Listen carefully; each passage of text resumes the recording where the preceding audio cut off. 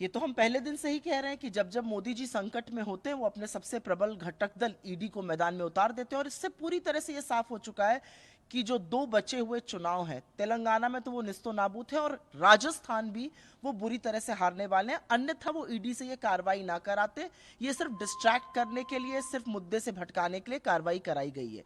लेकिन जैसा कि जवाहरलाल नेहरू जी द्वारा प्रकाशित अखबार जो स्वतंत्रता संग्राम की एक प्रमुख और प्रखर आवाज था, कहता है freedom is in peril and defend with all your might, हम बिल्कुल ऐसा करेंगे। अगर आप कानूनी तौर पर भी देखिए तो यहां पर कोई एसेट का ट्रांसफर नहीं हुआ है, यहां पर मनी का ट्रांसफर नहीं हुआ है, यहां कोई प्रोसीड्स ऑफ क्राइम नहीं है, यहां पर कोई शिकायत करता नहीं है, यहां पर किसी ने नहीं कहा कि उसके हक का हनन हुआ है। तो ये किस बात पे कार्रवाई हो रही है? ये एक राजनीतिक साजिश है, एक षड्यंत्र है, वो होने दीजिए, जनता इसका जवाब देगी। मैम के ट्विटर हैंडल से एक राहुल गांधी की स्पीच जो है वो ट्वीट करी गई, उसको पोस्ट किया गया और उसमें ये कहा गया, पनौती शब्द जो है एक तरीके से प्राइम मिनिस्टर के लिए कहा गया। और उसके बाद बीजेपी ने कड़ी आपत्ति दर्ज कराई है इस व्यवहार के ऊपर और कहा है कि कांग्रेस पार्टी को माफ़ी मांगनी चाहिए, राहुल गांधी को माफ़ी मांगनी चाहिए।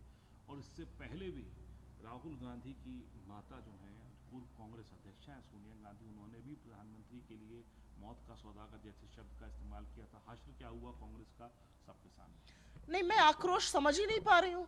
ये कौन लोग हैं जो आपत्ति और आक्रोश कर रहे हैं, और इनका आक्रोश कौन से अवकाश पे चला जाता है जब देश का प्रधानमंत्री विपक्ष के सबसे प्रबल और प्रमुख नेता को मूर्खों का सरदार कहता है? तब इनका आक्रोश कहां चला जाता है, तब इनकी आपत्ति कहां चली जाती है? हम थोड़ी पनौती कह रहे हैं, देश पनौती कह रहा है। वो तो जनता ने पनौती कहा तो उन्होंने उसको दोहराया। मुझे ऐसा लगता है जनता का मुंह मत दबाइए, इस बात पर थोड़ा चिंतन मनन करिए कि जुमले, फेंकू, जालसाज, अब पनौती पर एक ही व्यक्ति का चेहरा क्यों जनता के सामने आता है? पहली बार तो राहुल गांधी जी ने उनका नाम ही नहीं लिया था, जबरदस्ती बीजेपी को लगता है कि मोदी जी की बात होती, मतलब वो भी जानते हैं कि पनौती कौन है। असलियत यह है कि जब आप अपना आचरण सुधारू रखिएगा तो दूसरे से भी वैसे आचरण की अपेक्षा करिए। आप मूर्खों का सरदार बुलाइएगा और हम आपकी आरती उतारें, यह वक्त बीत चुका।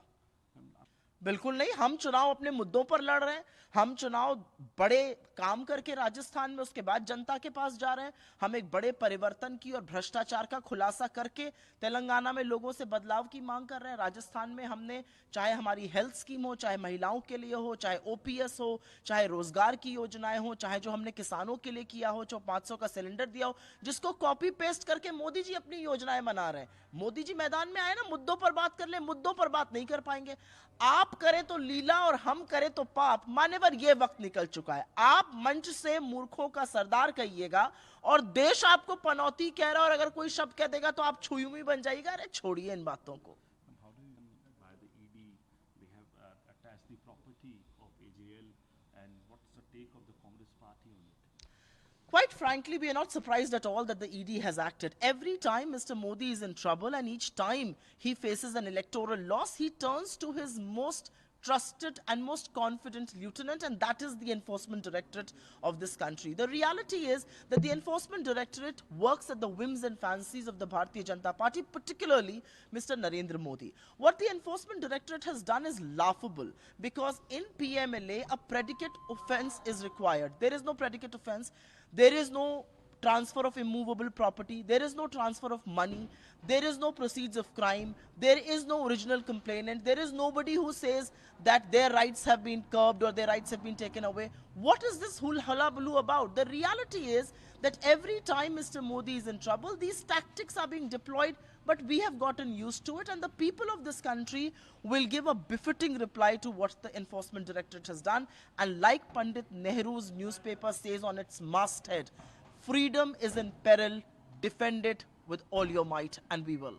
Utmost utter insult of the Prime Minister and Congress and party and Rahul Gandhi should apologize. Earlier, Rahul Gandhi's mother, Sonia Gandhi, who was the Congress president then, used the word Maut ka Saudagar. And look at that Congress party is where right now? Quite frankly, the BJP is full of hypocrites of the worst kind, double speak of the worst kind, double standards of the worst kind. The Prime Minister of this country, from an election rally, calls the most prominent voice of India's opposition Murkho ka Sardar, and he expects us to be in reverence. The reality is that we are not calling him Panauti. The entire country is calling him Panauti. He should actually face the country and he should actually answer why Feku, why Jalsas, why Panauti, why Jumlebaz, why do people refer to him? The reality is that Mr. Gandhi echoed what the crowds there were saying. And we have no shame in that. It's the people of the country who are calling him that. You can call someone Murkho ka Sardar, you can call someone Congress ki Vidwa, you can call someone 50 crore ki girlfriend, you can say somebody is hybrid bachda, you can say ladki ki photo achar ke dabbe pe laga do, achar bikega, and you expect us to be of the highest standards, whereas you have no low to which you can stoop. I think this double standard, this hypocrisy of the BJP must stop immediately. It is nothing but their bafflement. It is nothing but how shell-shocked they are at the electoral losses that face them going ahead. Thank you.